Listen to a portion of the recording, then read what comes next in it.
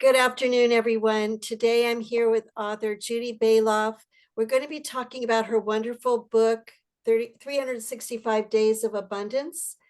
It is chock full of wisdom and riches that I hope that she can share a little bit with us today about her journey to writing this book, how these ideas and principles have impacted her life, her success.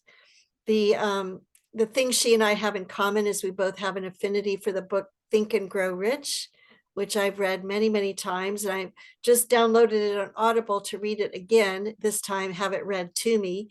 And Judy, welcome. Could you tell my listeners and viewers a little bit about your background, how what you were doing when you wrote this book and what your goals are for the future? I sure would. I'll try to make it short. I just had my 70th birthday, so you don't want the whole story, trust me. It's just too long. We'd have to have an afternoon. So the short story is when I was 64 years old, my doctor said I needed open heart surgery to replace a defective aortic valve that I was born with. I Wow. went into the hospital to have the surgery. It's about a 6.5 hour surgery. When I woke up, it turned out that I'd had side effects from the surgery. What happened is some calcification broke off that defective valve and floated up to my cerebellum and caused 5 strokes. So those 5 strokes robbed me of my ability to read, write. I lost my complex thinking. You don't want to lose your complex thinking. It's really important, actually. The use of my right hand and my sense of balance. Now, that was hard thing to go through. However, I had tools that I used, and I ended up being able to go back to work in 10 weeks. I did really, really well. I earned a $70,000 bonus. I was ecstatic that I had recovered from this huge surgery and 5 strokes. I didn't even know anybody who'd had 5 strokes. I was like, good Lord, I didn't know they How do went you that live bad. through that? Right. Yeah, How do you live how do through you that? live through that? And lo and behold, they have the compensation call in January and they give me a teeny tiny bonus and push me out of the company. So I lose my career after that success and don't get the money to renovate my bathroom, which was really a disappointment. And Mm. I have to go look for a new career at age 64. And I did. I went to a big insurance company, took a 100% commission job, and literally made $500,000 in the first 4 years I was there. Mm. While I was there, I got introduced to Bob Proctor, who was a protege of Napoleon Hill, who wrote Think and Grow Rich. I did a master class with him. He agreed to write the foreword to my book, and I got inspired to write the book because of steeping myself in the principles of Think and Grow Rich. And then it was there that I got introduced to the universal laws. There's 12 universal laws. And you know from reading the book, those universal laws are really powerful. We all live by those laws, even if we don't know we live by them. So we're much smarter if we learn what they are so we can use them to our advantage. And where do those universal laws come from? Um, I'd say if you really study the Holy Scriptures, they actually go all the way back to Holy Scriptures. The way they came to the rest of the world was through Hermetic, I can't even say that, Hermetic philosophy. The Greeks and Egyptians were Mm. very, very attuned to nature and looked for the natural laws. And then we had Galileo and all the scientists that, helped us understand gravity and all those principles that are like the universal law of perpetual motion. Did you know that nobody has ever been able to replicate perpetual motion? Mm. There's been thousands of patents submitted to the patent office, and the patent office won't even take Mm. applications anymore for perpetual motion machine because nobody but God can do perpetual motion. Wow. It's really it's amazing. And I was so inspired by all the learning I was doing, and I bought every book I could find on it. And I got up one morning and said to my husband, somebody should write a book that puts these all together, the scriptures, 12 universal laws, Napoleon Hill, affirmations for changing your day and putting you on the right path. And then, of course, God tapped me on the shoulder and said, why don't you write the book, Judy? So I did. So I called my editor daughter, and she said, you'd have to write 3 days every day, 7 days a week for 8.5 months if you wanted to release the book for Christmas in November. So that's what I did. I asked Bob Proctor if he'd write the foreword, and he goes, once you get the proof copy of the book, send it to me, and if I like it, I'll write the foreword. And he did. And that's Awesome. who wrote my foreword. And he actually wrote it shortly before he died in January. So it's really a precious, precious, precious foreword to have. And You may that be one of the last books he wrote a foreword for. I think it might have been. I don't know that for sure, but it's because he was really sick the last few weeks of his life. So that might have been the last one that he wrote. And that led me to investigating the Napoleon Hill Foundation, which I didn't even know existed. And they asked me if I wanted to be certified as a Napoleon Hill instructor. And so I did that last year. It took a year to do. And so I'm Wow. now a certified Napoleon Hill instructor. So I do 2-day workshops for companies that want their employees to be able to learn this science of self personal achievement or success or whatever you want to call it, is just to get yourself balanced in every single area of your life. Sign me up for that. Well, I signed myself up. I mean, you can see that if you can't see over there, there's a stack of books this high, and there's bookshelves lining the wall, because I think I read about 70 books to write 365. Well, So I want to show everybody what one page looks like. It's very easy to digest. Each section of the page has either a universal law, a success principle, commentary by Judy, which is the biggest portion right here, this paragraph, which it amazes me how well written those paragraphs are by you. well, And thank you. Get a good editor. That's what I say. and how much knowledge you have. And then the last thing on the page in bold is the affirmation of the day. And I bought a case of these books and gave them to some of my business partners. And I have been really pleased at the response. They will post in a Facebook Messenger thread the quote for the day or the thought for the day or how the book impacted them that morning. And I've gotten so much gratitude from the people that I gave the book to. So that's very Don't we love exciting. that though, when we give any gift that we actually nailed it and people enjoy it and they're using it? That makes me so happy. It really does. It makes me feel happy too. It's a beautiful book too, by the way. Look at the lovely colors, very vibrant. It would definitely attract your attention in the morning when you wake up. It's very present. Yeah, we keep one upstairs and one downstairs because David and I read it every morning when we do our little devotional together. So we keep it Oh, kind that's of nice. there. Husband and wife time together. Yeah. Do you read it out loud or what?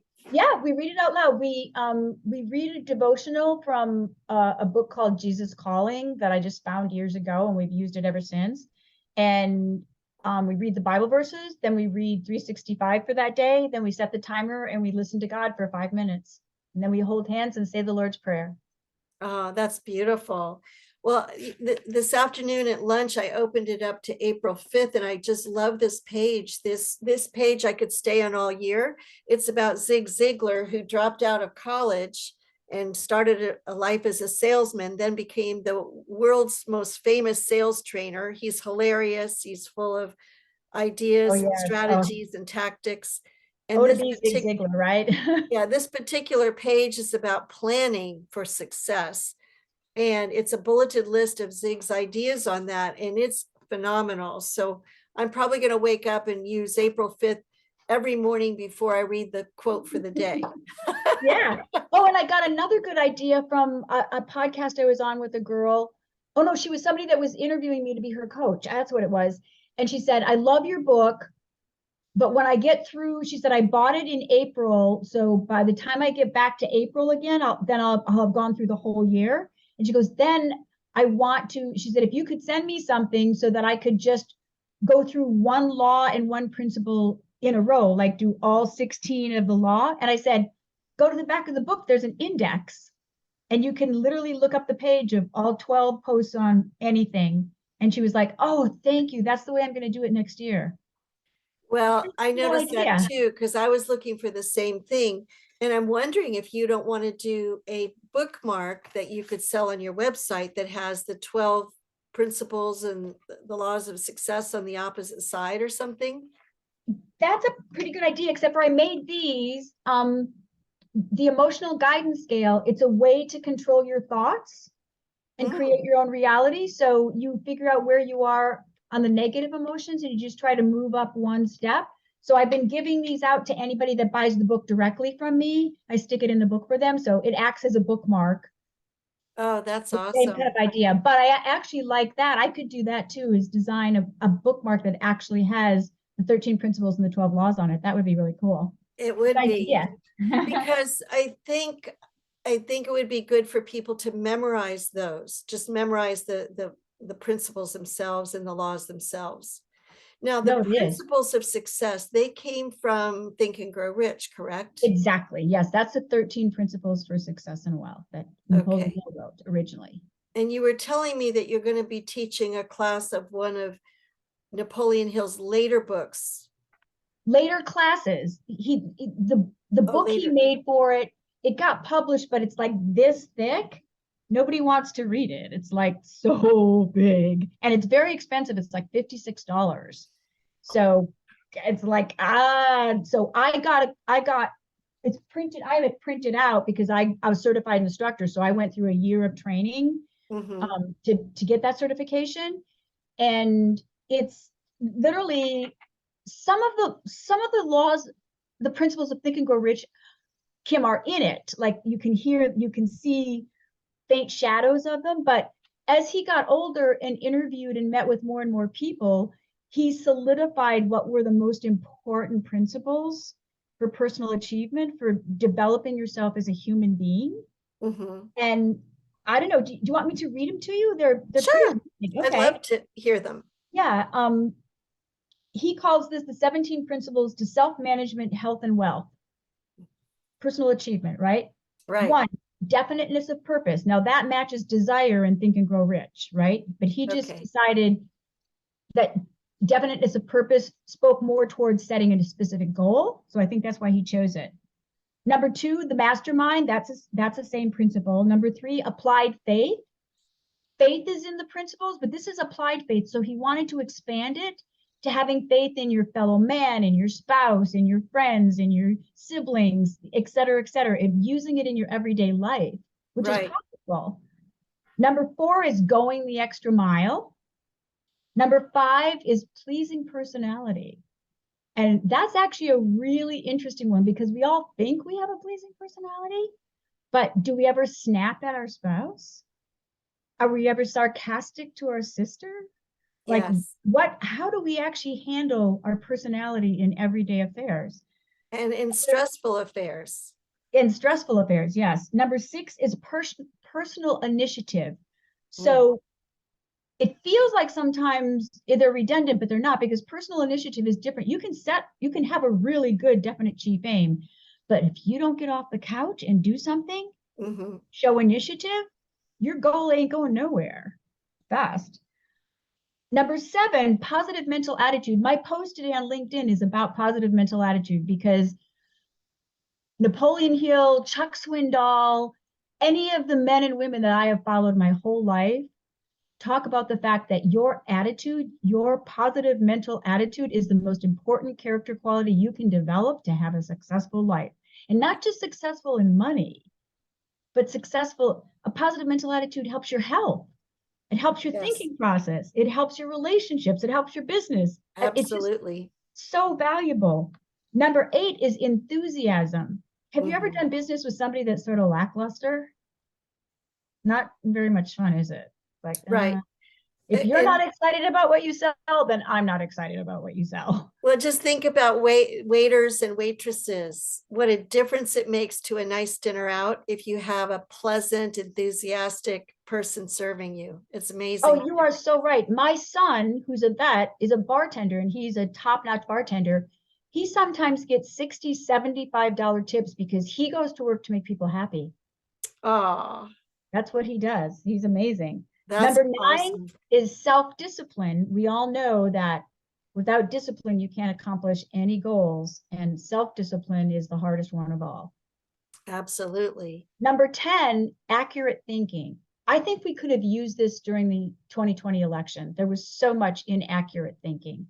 And Napoleon Hill actually puts out there very specific steps for how to have what accurate thinking is, to identify what's facts and what's fiction. And then he says, once you figure that out, always, if you have a doubt about the factualness of something, say to somebody, how do you know that's true? Where did you find it? I want to check it out. You don't have to be confrontational. You just say, hey, I'm curious where you found that because I never heard that before. And then secondly, he says, once you decide what's important and unimportant, fact and fiction, then you decide what are important facts and what are unimportant facts. Like, I don't need to study this anymore. That's not going to affect my life. I don't care. So very good. Something I do along that line, if somebody recommends something to me health-wise or whatever, I'll put in Google benefits of X, dangers of X, and I'll look at both sides, what people are saying about the product or the service, whatever it is. And you can make a best decision if you know what the extreme beliefs are about it, Yeah, no, you can. And also I have a free tip for people. If you are a generous hearted person, which we all should be, with me being so blessed, but you never know which charities actually give their money to the person that you're giving it to or spend so much on overhead and marketing. Go to guidestar.com, GUIDESTAR. I learned this when I was a banker. And you can pull up any charity's tax return and you can go down to the bottom of the first page and see how much money they actually give to their charity, and everything else is overhead. Wow.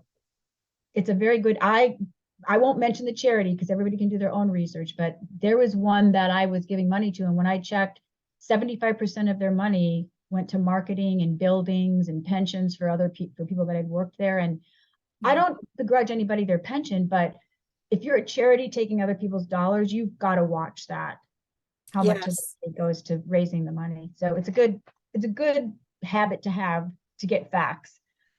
Number 12 is teamwork. You will never become a multimillionaire by yourself. You're going to have a team that works with you and together. Yes, absolutely. 13, this is the one that people let knock them down, learning from adversity and defeat. And this is one that's not in Think and Grow Rich, which is actually a very important one. Adversity and defeat can actually be the best thing that ever happened to you. I mean, my open heart surgery and 5 strokes, I wouldn't be here sitting talking to you right now, having written 2 books, had that not happened to me. So that adversity ended up not being defeat, but being a stepping stone to a whole new life. Isn't that fabulous? Now, what is the other book you've written? Oh, Flipping the Script on Negativity. Oh, wow. It's a little tiny one, and it came out of doing podcasts, and some of the podcasters said, well, what have you done to be able to live this life you're talking about in the book? So I said, well, I made up these 7 P's of thought control. I call it Flipping the Script on Negativity. And they said, well, tell us what they are. So I told them what they are. And they said, could you put that in a pamphlet or a book or something so we could use it with our clients and our kids? So I said, sure. It's a tiny book. It's not like 365. It's a little tiny book. It's sort of like when you can throw in the bottom of your suitcase and read it when you have, 20 minutes on the beach. But so that's 2. Number 14 is creative vision. And creative vision is really imagination and Think and Grow Rich. It's letting your mind go, like having some quiet time so you can connect with your super conscious and you can get new ideas. Number 15, now he didn't have anything in the book about this, maintenance of sound health. It's very hard to build a successful life if you don't take care of your body. That's right. And your mental health. So if you need to go to church, or if you need a coach, or if you need to read 365, whatever you need to do to keep a sound mind and body, the gym, the diet. Mutual of Omaha did a study in 1993. They brought in 333 patients who were suffering from heart disease and told them, we're telling you, you either change or die. Wow. We're going to give you a free program with the diet you need, the exercise you need, and the mindset you need, and you will live. A year later, They all came back. Guess what percent actually did the program? All of them? 7%. Only 7%? The rest of them were 7%. just content to Just die? content to die. They were content not to change. So Wow. these principles only are good for you if you use them, if you learn to live by them. That's when they change you. Yes. 16, budgeting time and money. See, that's one that's not in Think and Grow Rich, because we all have resources. We need to think about where we spend our resources. So, you need to learn to say no when it's something that's not good for you to do, or you cannot afford it at this time. There's just some really good tips in there for budgeting time and money. Mm-hmm. And he also talking about your view of money. So I don't know about you, but I grew up in a family where my dad always said, like, money doesn't grow on trees, and turn the lights off, I'm not made of money. I've had to totally change my mindset to one of abundance, where money's not the most important thing to me, but I know I bless every dollar and know that I have the magic purse of the spirit, that when money goes out, money comes in under grace in perfect ways. I just relax about money and I don't talk about it all the time like it's negative. And I carry Yes. cash with me all the time, so I know I have money. And the last one, 17, is Napoleon Hill's concept he spent the most research time on. It's called cosmic habit force. And this is the principle that tells us, it's what my keynote address is about. Control your thoughts, create your own reality, because your subconscious mind builds paradigms. Right. And paradigms are made up of all the thoughts that came in under that specific subject. Mm-hmm. And they build a paradigm that means you run on autopilot all day. And cosmic habit force will help you through auto-suggestion to build new paradigms.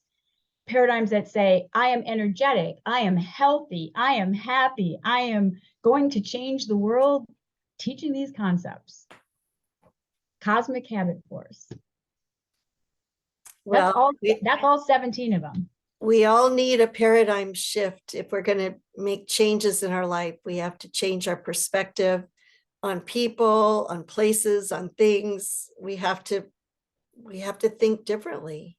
We do. I mean, and you know what? Thought is the only thing we actually can control. You can't control the weather, you can't control your spouse, you can't control your clients, you can't control the street you live on, you can't control anything, but you can control what you think about.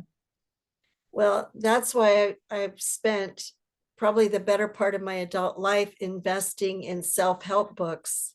Somebody the other day talked about reading a fiction book. I said, I just don't do that.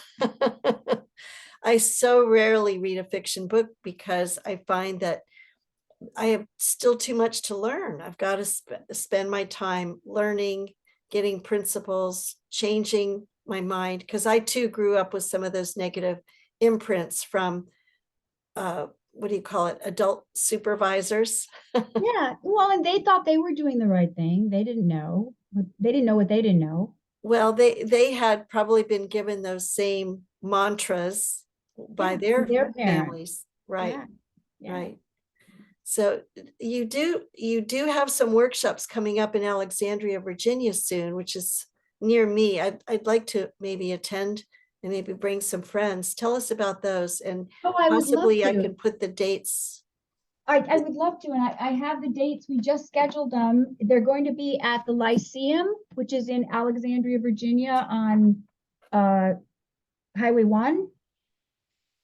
And we'll send out emails and everything. The first one is Saturday and Sunday, the 18th and 19th of February. Good. Yeah. The second one, because we wanted to give people choices, because people travel and stuff, and they have events, and we wanted everybody to have a choice. The second one is March, again, a Saturday and a Sunday, 18th and 19th. And the last one that's scheduled at this point for 2023 is a Friday and Saturday, April 21st and 22nd. And it's an all-day workshop. We will provide lunch. And we're also, you can tell your friends, and listeners, we're going to have a streaming option too. We're going to have a videographer that they're a professional one that did music movies up in New York City, and now he has his own business, and he's going to come and record the workshop so we can put them online someday, you know, if somebody wants to watch it that way, but also have a streaming version so people can actually watch it live while it's happening. And which one is that? The one in April or all of them, or? No, I think the first one's the one. I mean, we're going to see how it goes. If it's worth paying him to fly out to stream all of them, we'll do it again. But at this point, we're committing to hiring him for the first one for the streaming option. Excellent. So how can people find your book? How can they find you? You can find me on my website, which is so easy, www.judyballoff.com. Okay. And there's a tab there for my keynote addresses for both my books. You can put your name and email in and get 7 free days if you want to kind of check the book out instead of just listening to us talk about it, and give you an idea of what it looks like. And if you want to talk to me about coaching or the workshops, or if you've got a conference or a church group that you want to have a workshop or a keynote address for, just shoot me an email on my website and we can set up a call. It'll be easy. I know one of your goals is to do more public speaking, so I hope people will respond to that invitation to call you and see if they can book you for their location, their local event. Oh, I'd love to. The speech title is Your Miraculous Mind. Control your thoughts, create your own reality. Excellent. Excellent. Well, thank you, Judy, for coming on with me today. And I just encourage people, if you like what you heard, please buy Judy's book, and also like and subscribe to my YouTube channel, because I'm hoping to interview some more authors in the new year.